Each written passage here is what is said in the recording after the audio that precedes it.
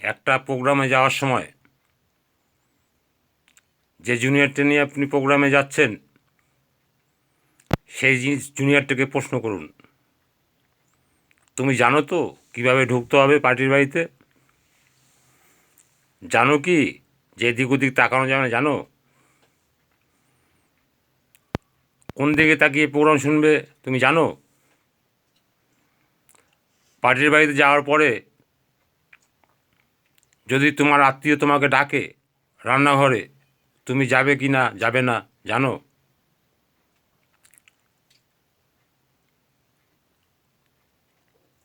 জানো তুমি? এই রিমাইন্ডারগুলো দিতে হবে। কেন দিতে হবে?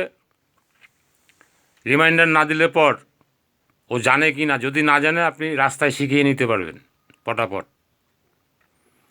না শেখানো না বোঝানো লোক নিয়ে গেলে আপনার প্রোগ্রামটা সাকসেস হবে না। রিমাইন্ডার দিতে হবে, তুমি জানো? কে যদি বলে না, কেন জানো না? মিটিংগুলোতে আসো না, গ্রুপ সেটিংয়ে আসো না, মিটিংগুলো শোনো, কেন শোনো না? এরকম পড়ানোর মতো যেতে হবে। আর সাইডে সাইডে বলে দিতে হবে, শোনো তুমি আমার মুখের দিকে এত এত শেখানো যাবে না, এখন তুমি আমার মুখের দিকে তাকিয়ে বসে থাকবে, কেউ ডাকলে যাবে না,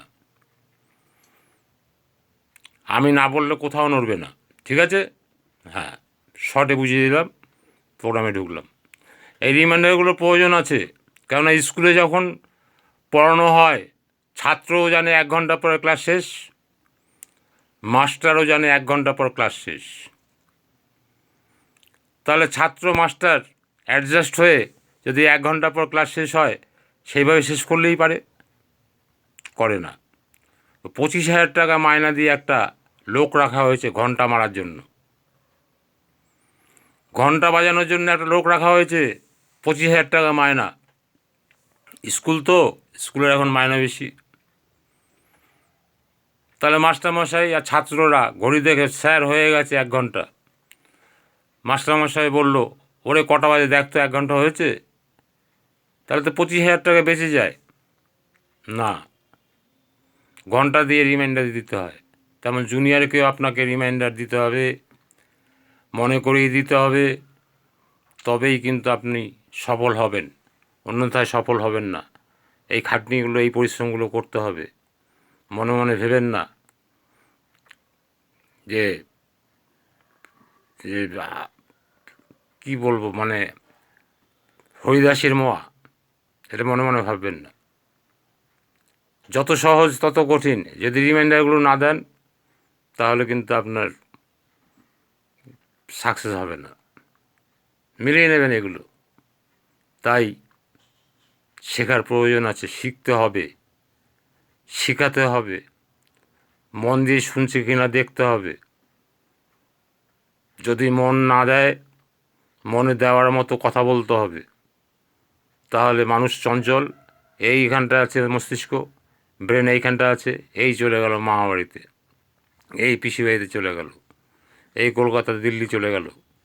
আবার সেখান থেকে ফেরত আনতে হলে আপনাকে সে কৌশল জানতে হবে। ওই যে মাঝে মাঝে বলে না, হাততালি যখনই পড়ে তখন সেই জুনিয়রটার মন সেই মিটিংয়ের স্থানে চলে আসে। অনেক সিনিয়র বলে আপনারা হাততালি না দিলে পর জোশ পাওয়া যায় না। সব পাওয়া যায়, হাততালি না দিলেও জোশ আরও ভালো পাওয়া যায়। হাততালি দিয়ে মাঝে মাঝে জুনিয়রদের মনটাকে আকৃষ্ট করে অন্য জায়গা থেকে ঘুরিয়ে নিয়ে আসতে হয় মঞ্চে, ওই বক্তব্যর জায়গায়। তাই হাততালি দেয়, এবং সিনিয়র নানা রকম অঙ্গি ভঙ্গি, হঠাৎ তেজে কথা বলা, তাতে কী হয়, জুনিয়রটার মনটা বাইরে চলে গেল, ফিরে আসে মিটিংয়ে, তখন সেই মিটিংটা সার্থক হয়, জুনিয়রটা শিখতে জুনিয়রটা শিখতে সহযোগিতা হয়। এইভাবে করে মিটিং সাকসেস করতে হয়, এইভাবে করে একটা জুনিয়রকে মানুষ করতে হয়।